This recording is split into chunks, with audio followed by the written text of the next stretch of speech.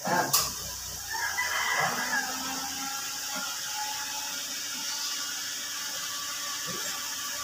Naman mo lang yun. Oh.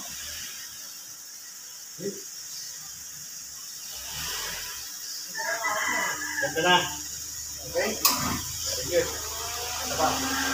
Gagawin naman natin ma'am yung gulong mo. Ano ba yung gulong na hinahanap sa likod na? Yung gulong mo sa likod, sa mahan, kaya walang naman mo. Nakalagas. Pati ka, paliwag kanan, ilang mo kong safe. Tapos sila kong safe.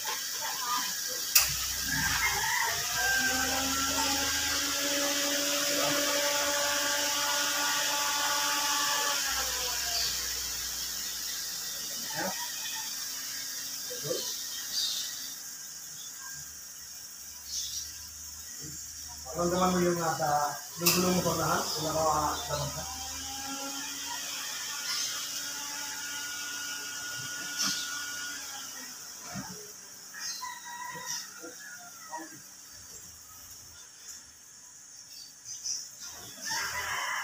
Ang unang ano mo dyan, yung gulong sa unahan, yung ano mo na isipin mo, parehang ako. Ang unang isipin, siya mo.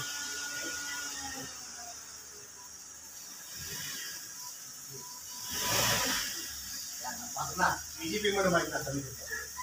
Okay? Go.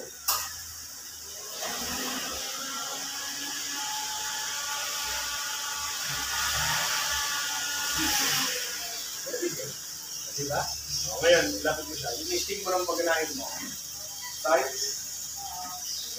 Tapos dito.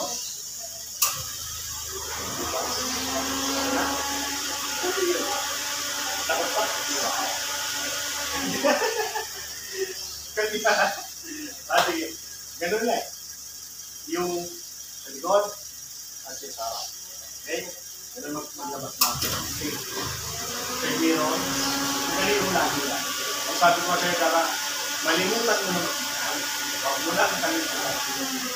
Lalo na kung mag-overthink. Hindi mo. Ano yun? Iba naman yun. Pero, ito na yun.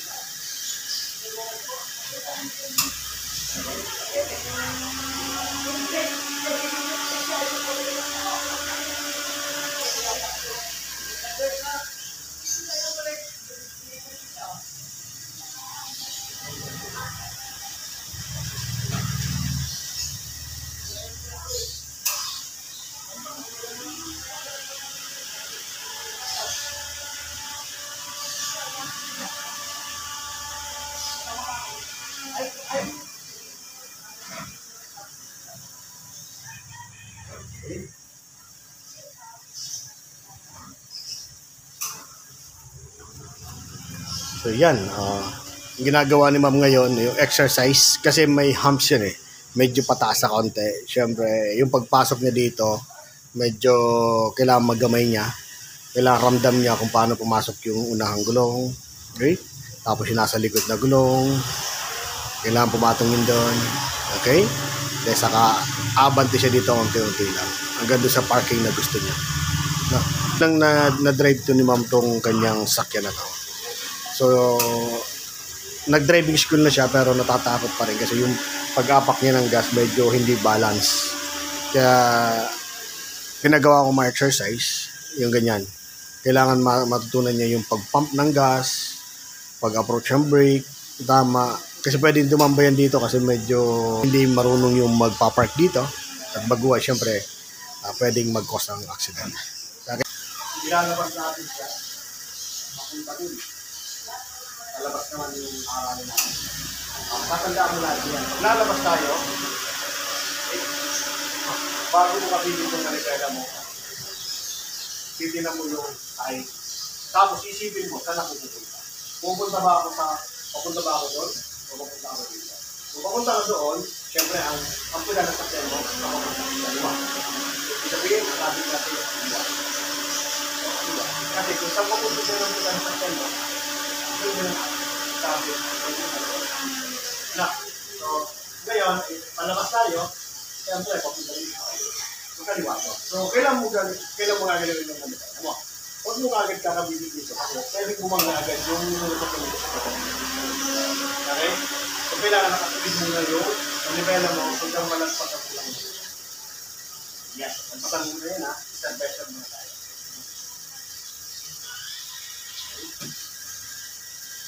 Nagpatang mo na ang tunatakit mo yan. Nagpatang mo yan. Kailangan na kapunta. Okay.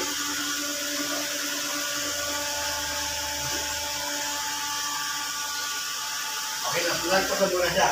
Gusto ko lang kabigil itong manibela ko. Pero, may isa na naman. Yung motor. Hindi pwede rin kabigil. Kasi may motor ako. No? Lalagparan ko nila ito. Okay na. So, ang technique dyan, di ba may motor dyan? Ito sa mirror mo, tumutok dito sa gate na yan. Dumalo dito sa isang dito. Okay. Sige ba? Yan. Ganyan na, ano? Umimit ka na ngayon tayo sa dito. Kapapuntan ko sa dito.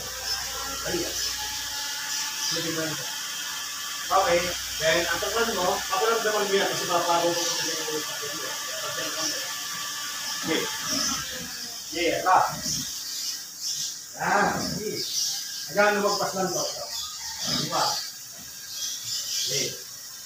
Pag lumagpas mo na to, lumagpas na dito, pwede mo sa diba mo ha. Kung di ba nakakalagpas to? Ito. Lumagpas na? Okay na? Sige mo lang ang diba. Yan. Then, atras ka. Pagtingin sa mirror, rearview mirror, nakakano lang. Reverse ka. Yan. Reverse ka. Nagduto ka. Okay. Na. Iba lang ako. Okay. Okay. Yan. Hanggang dito ako ha. Pero narating ko yung hanggang yun. Nakakuha. Yung sabihin na, okay mo, dito.